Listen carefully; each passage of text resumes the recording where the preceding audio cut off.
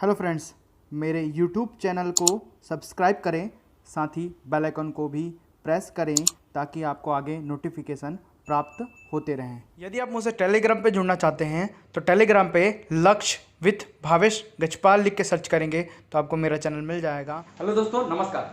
चलिए आज हम पढ़ने वाले हैं छत्तीसगढ़ के इतिहास में आधुनिक इतिहास पढ़ा रहा हूं, जिसमें आज मैं पार्ट 17 को पढ़ाऊंगा। अब तक मैंने 16 वीडियो डाल रखे हैं जो आपको प्लेलिस्ट के रूप में छत्तीसगढ़ के आधुनिक इतिहास और मराठा वाले प्लेलिस्ट में मिलेंगे।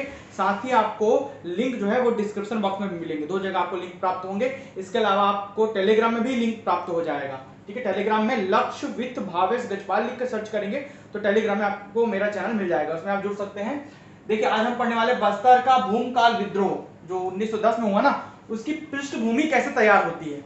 तो ये सीजीपीएससी मेंस के उद्देश्य से ही पढ़ा रहा हूं, प्री में भी इसके क्वेश्चन आते हैं। पहले तो मैं इसकी पृष्ठभूमि को पढ़ा रहा हूं, मतलब ये मेंस के परिप्रेक्ष्य से ही महत्वपूर्ण है। चलिए देखते हैं विद्रोह के कारणों को। इसमें मैं 3 कारणों को बताया हूं, आगे और कारणों को बताऊंगा। इस वीडियो में पूरे कारणों को मैं समाप्त करूंगा, साथ ही भूमकाल विद्रोह को भी पूरा पढ़ाऊंगा। हालांकि विद्रोह के पूरा जो विद्रोह है वो भले ही 20-25 मिनट का वीडियो बने, लेकिन वीडियो को आप पूरा देखें। चैनल को लाइक कीजिए, सब्सक्राइब कीजिए। चलिए बढ़ते हैं। पूरा मानक सोर्स से तैयार किया गया है 2-3 बुक को मिलाकर। आपको एक बुक में किसी भी जगह एक साथ कंटेंट नहीं मिलेंगे। चलिए देखते हैं 1910 की पृष्ठभूमि, भूमकाल विद्रोह की पृष्ठभूमि। ये बीच में क्यों आ गया? 16 वीडियो में तो मैं जागृति को पढ़ाया था भाई। 16 वीडियो में जो जागृति को पढ़ाया था ना, उसके बाद तो 1910 आएगा। इसी के बाद मैं होम रूल आंदोलन पढ़ाऊंगा फिर। ठीक है, तो ये लाइन से चल रहा है। मैं इतिहास को तोड़कर नहीं पढ़ा रहा हूँ, लाइन से पढ़ा रहा हूँ। ऐसा नहीं है कि विद्रोह है तो विद्रोह को एक साथ पढ़ा दिया, विद्रोह को बाकी विद्रोह को एक साथ पढ़ाऊंगा। ये इतिहास आधुनिक इतिहास में आता है। ये जो भूमकाल विद्रोह है ना, वो आधुनिक इतिहास में आता है, इसलिए अभी पढ़ा रहा हूं इसको। ठीक है, चलिए देखते हैं। पहला बिंदु, राजनीतिक कारण क्या थे भूमकाल विद्रोह के चालू होने के। क्या हुआ था?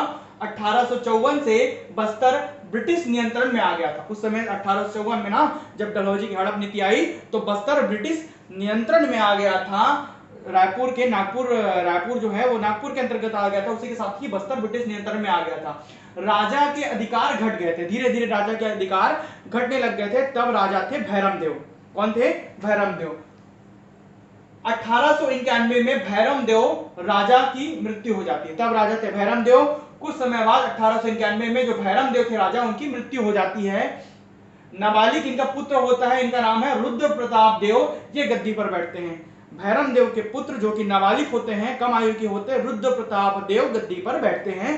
अब आगे बढ़ते हैं।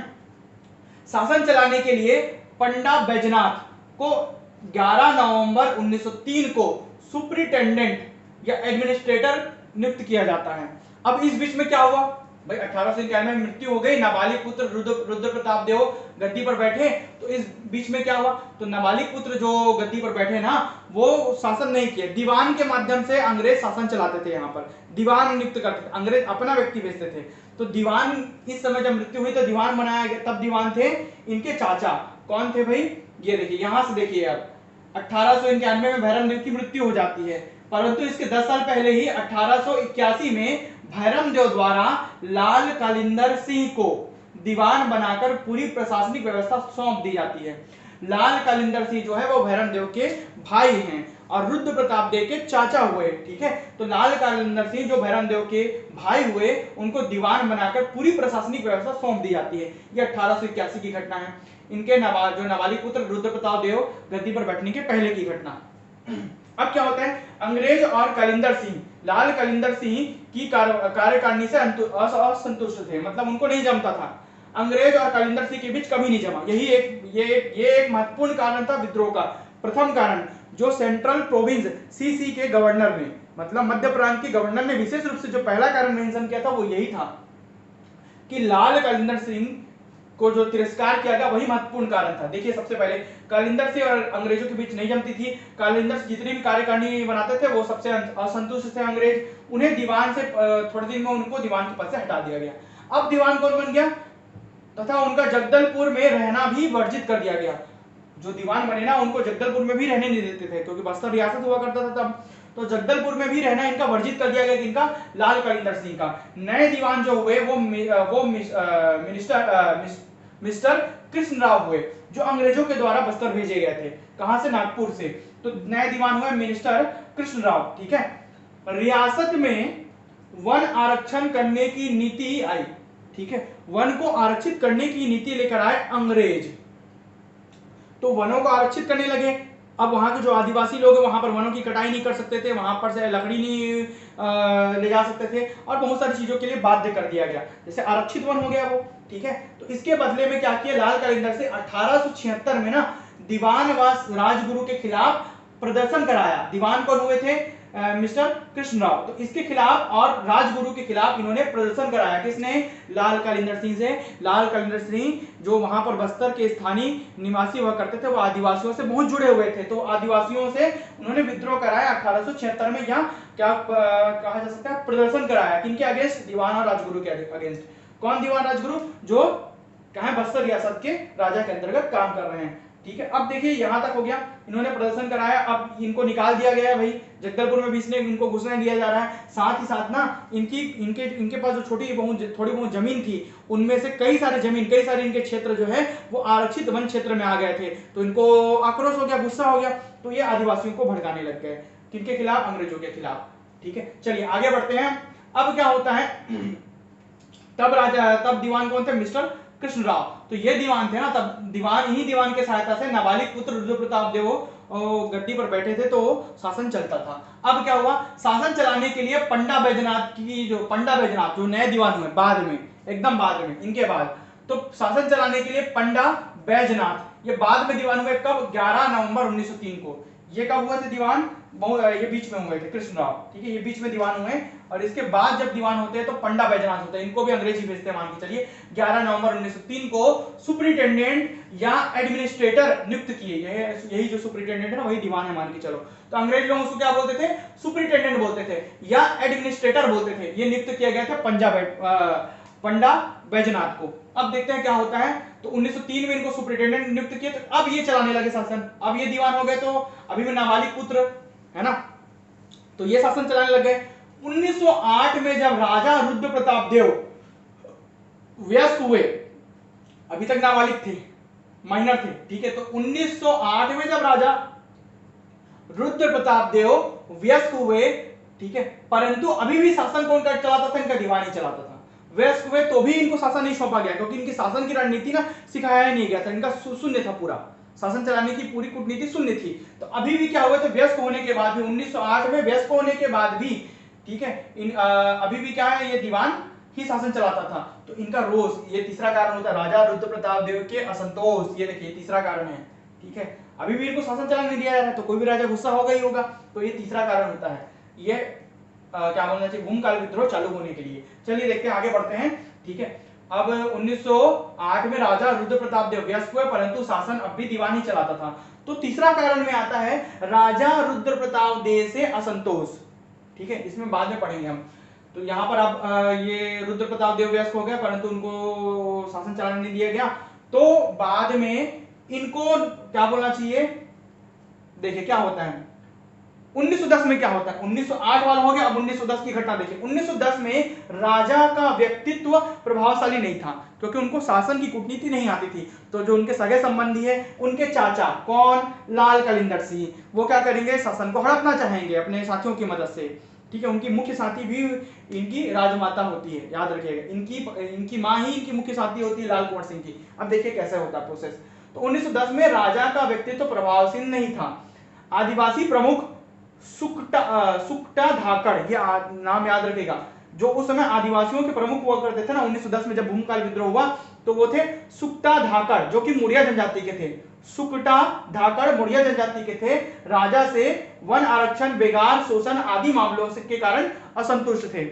ये असंतुष्ट थे कौन, आदिवासी लोग। तो इसका फायदा किसने उठाया, लाल कलिंदर सिंह ने। और लाल कलिंदर सिंह क्यों फायदा उठाना चाहते थे, क्योंकि राजा रुद्र प्रताप देव को वो हटाना चाहते थे, और स्वयं जो चाचा हैं वो गद्दी पर बैठना चाहते थे। तो उन्होंने 1910 के विद्रोह में लाल कलिंदर सिंह का प्रत्यक्ष हाथ था। सबसे महत्वपूर्ण आदमी यही है, यही पूरा विद्रोह कराने में। ठीक है, मेन मुखिया था। अब देखते हैं दूसरा और कारण क्या है। ये और ये कारण आपको जोड़ दिया हूं मैं, लिंक जोड़ दिया हूं। राजा रुद्र प्रताप देव सक्षम नहीं थे तो और इसका फायदा किसने उठाया? लाल कलिंदर सिंह ने। क्या करके? आदिवासियों को भड़काकर। आदिवासियों के नेता कौन थे? सुक्ता धाकड़। सुक्ता धाकड़ किस जनजाति के थे? मौर्य जनजाति के। उनको आरक्षण, उनका वन छीन लिया गया था तो वन आरक्षण बेगार कराया जाता था, उनसे शोषण कराया जाता था। इस समय स्कूल भी खुले थे जहां पर उनका शोषण होता था। तो इसके इन सबसे असंतुष्ट होकर इनको उकसाया गया, इनके द्वारा लाल कलिंदर सिंह को और रुद्र प्रताप देव को गद्दी से हटाने के लिए 1910 का भूमकाल विद्रोह हुआ था। चलिए देखते हैं आप दूसरा कारण। दूसरे कारण में क्या आता है? स्वर्ण कुंवर की ईर्ष्या व उपेक्षा। स्वर्ण कुंवर जो कि राजमाता हुआ करती थी, उनकी ईर्ष्या, उनका जलन कि भाई इनको ही क्यों शासन मिला दिया गया, दीवानों के माध्यम से क्यों शासन चलाया गया, जब मैं राजमाता हूं तो मुझे देना चाहिए शासन, ठीक है। और इनकी उपेक्षा, इनको उपेक्षा कर दी जाती थी, इनसे कोई भी राय नहीं लिया जाता था। क्यों लेंगे? ऐसा वाला है ना। तो देखिए क्या होता है, ये राजा भैरम देव की दूसरी पत्नी थी। जो राजा भैरम देव जो 1891 में खत्म हुए थे, उनकी ये दूसरी पत्नी थी, राजमाता थी, है ना। राजा भैरम देव की उपेक्षा उनको नपुंसक बताकर तथा अपने होने वाले बच्चे को राजगुरु का बताकर की। इन्होंने क्या किया? चाल चला। इन्होंने क्या किया? जो मेरा बच्चा है, बोला स्वर्ण कुंवर ने बोला कि जो मेरा बच्चा है, ठीक है, वो राजगुरु का है। किसका? राजगुरु, जो राजा के राज्य में राजगुरु वो करते थे उसका बच्चा है, जबकि जो भैरम देव है वो नपुंसक है, ऐसा बताया गया उनके द्वारा ऐसा बताकर उनका तिरस्कार कर दिया गया। तो भैरम देव भड़क गए, तो इनसे संबंध ज्यादा नहीं था उनका, उनको छोड़ने लग गया, मतलब उनको अलग कर दिया, उनको अपमानित कर दिया। बाद में इन्हें अपमानित किया गया तथा ये दीवान व राजगुरु से बदला लेना चाहती थी। अब ये दीवान और राजगुरु से क्यों बदला लेना चाहती थी? ये खुद ही अपने जाल में फंस गई। ये पहले राजा को बदनाम कर देती है, अब अपने बदनामी होने का कारण स्वयं अपमानित हो जाती है। अपने अपमानित होने का कारण किनको मानती है? उस दीवान और उस राजगुरु को जिनके नाम से वो अपमानित हुई है। तो उस दीवान और उस राजगुरु को हटाना चाहती थी। शासन किसके सहारे चल रहा है? राजा रुद्र प्रताप देव नहीं चला रहा है। कौन चला रहा है? दीवान। दीवान कौन दीवान? पंडा बैजनाथ। ये दीवान जो 11 नवंबर 1903 को दीवान हुए और भूमकाल विद्रोह तक दीवान थे, वही दीवान, वो दीवान और राजगुरु शासन चला रहे हैं। अब इनका तिरस्कार होने लग गया, उनकी उपेक्षा कर दी गई, तो ये भी गुस्से में आ गई। इन्होंने भी विद्रोह में साथ दिया। किसका साथ दिया? लाल कलिंदर सिंह का। कौन? जो रुद्र प्रताप देव के चाचा हैं। अब आगे बढ़ते हैं। अपमानित किया गया तथा ये दीवान व राजगुरु से बदला लेना चाहती थी, अतः 1908 में आदिवासियों को विद्रोह हेतु उकसाया। 1908 में छोटी छोटी सभाएं करने लग गई, आदिवासियों को भड़काना चालू कर दी, उकसाना चालू कर दी। किसके खिलाफ? अपने ही राजा के खिलाफ, अपने ही राजा के दीवान और राजगुरु के खिलाफ विद्रोह करने के लिए, कि आप अगर विद्रोह नहीं करोगे तो आपको ये लोग खत्म कर देंगे या आपको पूरा शोषण करेंगे करके। तो 1908 में आदिवासियों को विद्रोह हेतु उकसाया। साथ ही 1909 में दशहरे के अवसर पर ताड़ोकी, ये ग्राम का नाम ना, ताड़ोकी की सभा में लाल कलिंदर सिंह के साथ मिलकर आदिवासियों को भड़काया। 1909 में भी एक सभा की ताड़ोकी में, यहाँ पर जो दशहरे के अवसर पर हुई थी, यहाँ पर लाल कलिंदर सिंह के मुख्य साथी थे, इनके साथ मिलकर भड़काया। किसको भड़काया? आदिवासियों को। आदिवासी तो करते हैं विद्रोह, गुंडाधुर, ठीक है। तो कालिंदर सिंह ने नेतनार ग्राम के क्रांतिकारी, याद रखिएगा, क्रांतिकारी नेतनार ग्राम, तो कालिंदर सिंह ने नेतनार ग्राम के क्रांतिकारी वीर गुंडाधुर को 1910 विद्रोह का नेता मनोनीत कर दिया वहीं पर, ठीक है। इसी सभा में, ताड़ोकी की सभा में, लाल कालिंदर सिंह और स्वर्ण कुंवर देवी के द्वारा, ठीक है, नेतनार ग्राम के क्रांतिकारी वीर गुंडाधुर को 1910 में होने वाले विद्रोह के लिए नेता मनोनीत कर दिया गया कि आप 1910 में क्या करेंगे? विद्रोह करेंगे। क्या करेंगे? विद्रोह करेंगे। ये आपको, आई होप आपको ये समझ आया होगा, ठीक है। अब इसके बाद की घटना क्या होती है? विद्रोह को अभी नहीं पढ़ाऊंगा, विद्रोह को आगे पढ़ाऊंगा ना।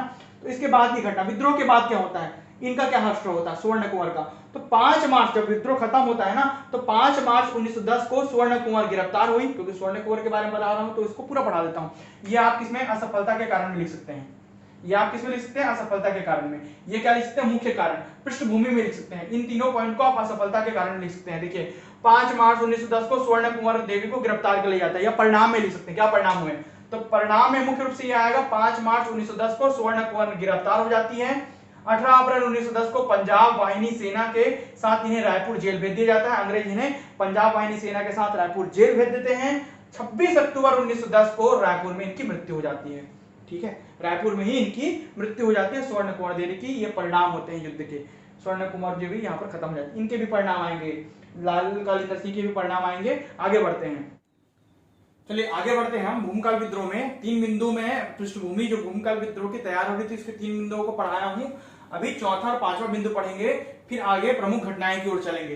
पूरा वीडियो अंत तक देखें, पूरे मेंस के हिसाब से बता रहा हूं और पूरा लाइन से आपका कॉन्सेप्ट क्लियर हो जाएगा। जो प्री की तैयारी करते हैं उनके लिए भी है, क्योंकि इससे पूरी कहानी पता चलेगा कि क्यों हुआ विद्रोह, तो कहानी आपको जानना जरूरी है। तो दीवान जो होते हैं राजा के, पंडा बैजनाथ से असंतोष था। किनको असंतोष था? आदिवासियों को। देखिए सबसे पहले तो 3 नवंबर 1903 को पंडा बैजनाथ को सुप्रिंटेंडेंट बनाया जाता है अंग्रेजों के द्वारा, या राजा का दीवान भी कह सकते हैं, राजा का दीवान बना दिया जाता है।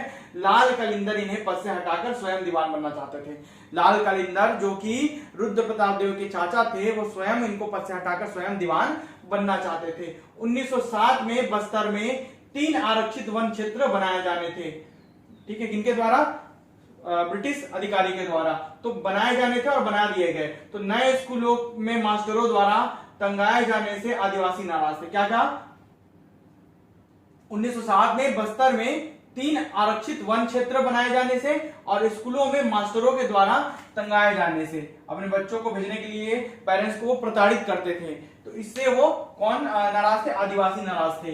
बेगार, बिसाहा व ठेकेदारों के शोषण के विरुद्ध 1876 के जैसे दीवान हटाओ बस्तर बचाओ, दीवान हटाओ बस्तर बचाओ आंदोलन चला। ठीक है, तो क्या करते थे? 1876 में एक आंदोलन चलाया गया था, किसके द्वारा? लाल कलिंदर सिंह के द्वारा, आदिवासियों को भड़काकर दीवान के खिलाफ। तो दीवान हटाओ बस्तर बचाओ, उसी प्रकार का आंदोलन इसके पहले भी चला। किसके पहले? 1907 में, जब बस्तर में 3 आरक्षित क्षेत्र घोषित कर दिए गए थे, उसी के आसपास। अब आगे बढ़ते हैं, 5वां जो बिंदु था आदिवासियों का असंतोष, उसको और डील करता हूं मैं। तो मिस्टर स्मिथ के द्वारा नई वन व्यवस्था लागू की गई थी, जिसमें वनों को आरक्षित कर दिया गया था, आदिवासियों को उसमें घुसने नहीं दिया जा रहा था। ठीक है, आदिवासी नाराज थे।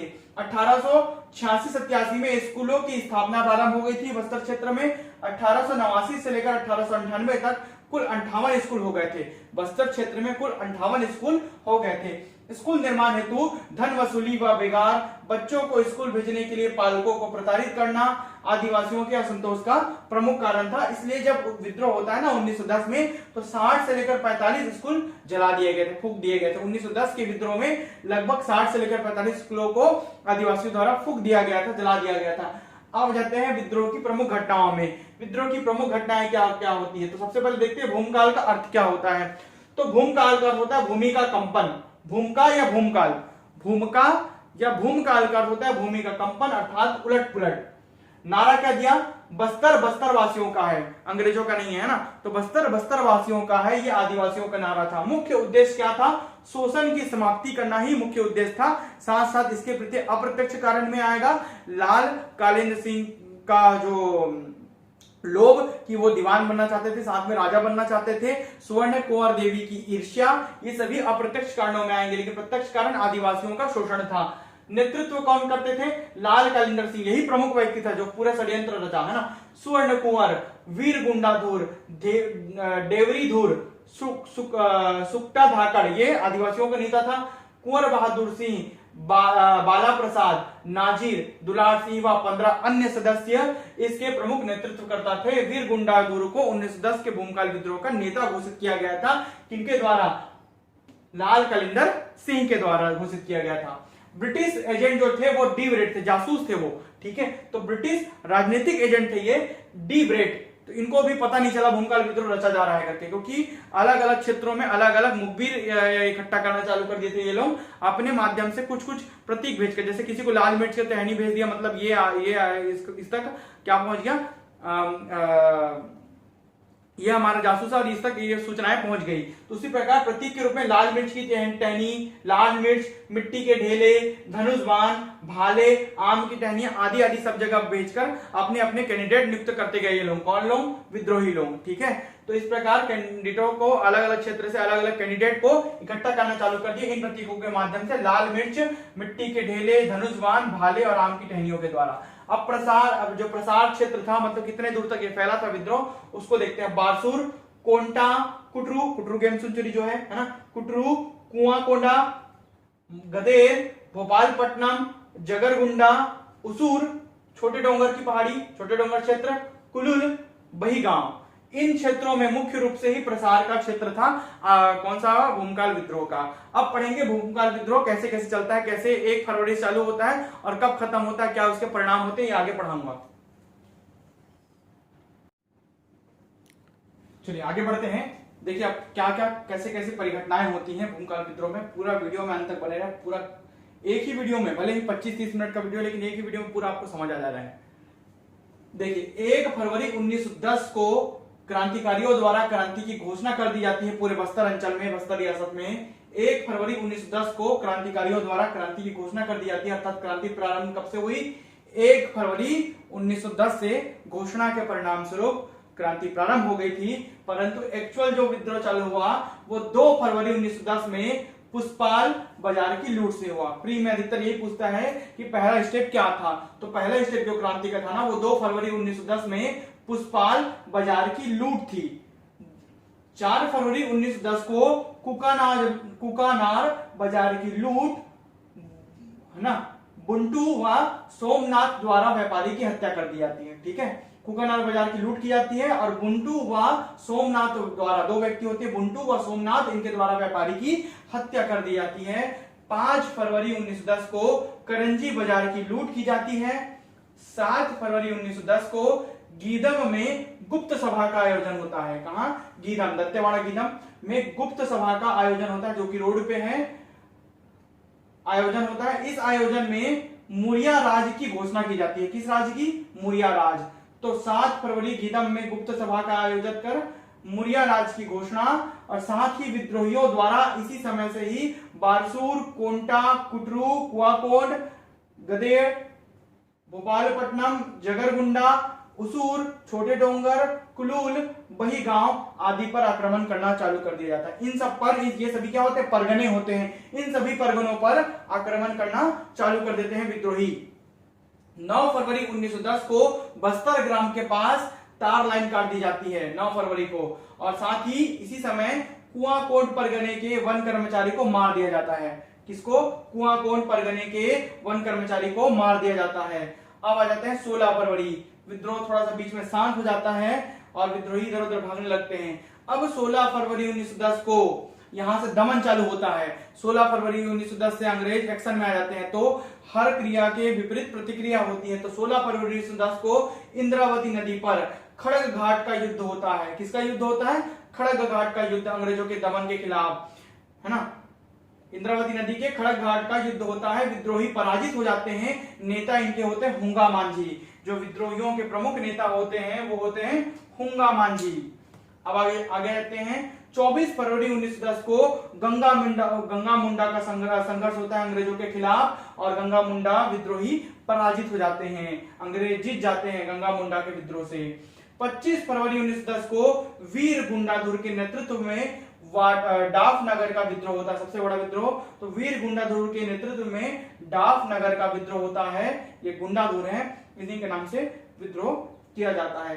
अंततः वीर गुंडाधुर वीरगति को प्राप्त हो जाते हैं। अबूझमाड़ छोटे डोंगर के क्षेत्र में आयतू महरा का अंग्रेजों से संघर्ष होता है। इसी समय, इसी 25 फरवरी के आसपास अबूझमाड़ व छोटे डोंगर के क्षेत्र में, ऊपर वाले क्षेत्र में, नारायणपुर जिला, ठीक है, क्षेत्र में आयतू महरा ने अंग्रेजों से संघर्ष किया। अब आगे आते हैं, सुप्रीम कमांडर गेयर ने पंजाब वाहिनी सेना की मदद से विद्रोह का दमन कर दिया। तो विद्रोह के दमनकर्ता कौन है, गेयर है, कमांडर गेयर ने दमन किया। और डी ब्रेड कौन होते हैं, वो राजनीतिक सलाहकार होते हैं, राजनीतिक क्या बोलना चाहिए, एजेंट होते हैं। तो गेयर जो होते हैं कमांडर होते हैं, इनके द्वारा पंजाब वाहिनी सेना की मदद से विद्रोह का दमन करना चालू किया गया। इस विद्रोह को, गुंडाधुर के विद्रोह को दबा दिया गया, वीर गुंडाधुर के विद्रोह को मुख्य रूप से दबा दिया गया। अब 6 मार्च 1910 से दमन की गति तीव्र कर दी गई। तो 6 मार्च 1910 से दमन की गति को बढ़ा दिया गया। एक्चुअल दमन इस दिन से चालू हुआ, मान के चलो। विद्रोहियों को घूम घूम कर पकड़ा जाने लगा। लाल कलिंदर व सुवर्ण कुंवर देवी को गिरफ्तार कर लिया गया। लाल कलिंदर जो कि चाचा थे किसके भाई, रुद्र प्रताप देव के, और स्वर्ण कुंवर जो उसकी माता थी, जो भैरम देव की दूसरी पत्नी थी और राजमाता थी, उनको गिरफ्तार कर लिया गया। स्वर्ण कुंवर देवी को पंजाब वाहिनी सेना की मदद से रायपुर भेज दिया जाता है, और वहीं रायपुर में ही उनकी मृत्यु हो जाती है। ठीक है। अब अंततः 3 मई 1910 को विद्रोह पूर्ण रूप से दमन कर दिया जाता है। तो चालू कब हुआ? 1 फरवरी 1910, एक्चुअल रूप से 2 फरवरी 1910 और अंतिम 3 मई 1910 को विद्रोह का पूर्ण दमन हो जाता है। विद्रोह के परिणाम क्या होते हैं? 39 आदिवासी मारे गए। कितने आदिवासी? 39 आदिवासी मारे जाते हैं। दीवान जो होते हैं पंडा बैजनाथ को हटाकर जेम्स को दीवान बनाया गया। अंग्रेज एक अधिकारी होते हैं जेम्स, उनको दीवान बना दिया जाता है। लाल कलिंदर सिंह को रियासत से निष्कासित कर दिया जाता है विद्रोह करने के कारण। वन नीति की समीक्षा होती है कि इतना बड़ा वन नीति, वन आरक्षण के खिलाफ ही मुख्य रूप से विद्रोह है, शोषण के खिलाफ भी मुख्य रूप से विद्रोह है। तो ऐसी वन नीति की समीक्षा होती है, कुछ चेंजेस होते हैं तो वन नीति की समीक्षा होती है, ये परिणाम होते हैं। अब असफलता के क्या कारण होते हैं? सबसे बड़ा कारण है कि बस्तर के राजा रुद्र प्रताप देव व कांकेर के राजा कोमल देव का सहयोग ना मिलना। अगर इनका सहयोग मिला होता तो विद्रोही अब अभी तक जीत गए होते। आदिवासियों का सहयोग ना मिलना, आधे आदिवासियों का सहयोग था, आधे आदिवासी डर से सहयोग नहीं कर रहे थे। अधूरी तैयारी थी, साथ अस्त्र शस्त्र का अभाव था। ये विद्रोह के असफलता के कारण थे। इस प्रकार 1910 का भूमकाल विद्रोह पृष्ठभूमि से लेकर असफलता के कारण तक समाप्त होता है यहीं पर। वीडियो आपको कैसा लगा कमेंट करके जरूर बताएं। चैनल को लाइक कीजिए, सब्सक्राइब कीजिए, बेल आइकन जरूर प्रेस करें। बेल आइकन को ऑन मोड पे रखें ताकि आपको वीडियोस के लिंक प्राप्त होते रहे जब भी मैं डालूं। ठीक है, जितना लाइक करेंगे आपको यूट्यूब उतना ही मेरे वीडियोस वॉल पे सजेस्ट करेगा। लाइक नहीं करेंगे तो सजेस्ट नहीं करेगा, बैक होते जाएगा वीडियो। तो लाइक जरूर करें। साथ ही वीडियो के लिंक, बाकी वीडियो के लिंक प्राप्त करने के लिए डिस्क्रिप्शन बॉक्स में जाएं या प्ले लिस्ट में जाएं। धन्यवाद।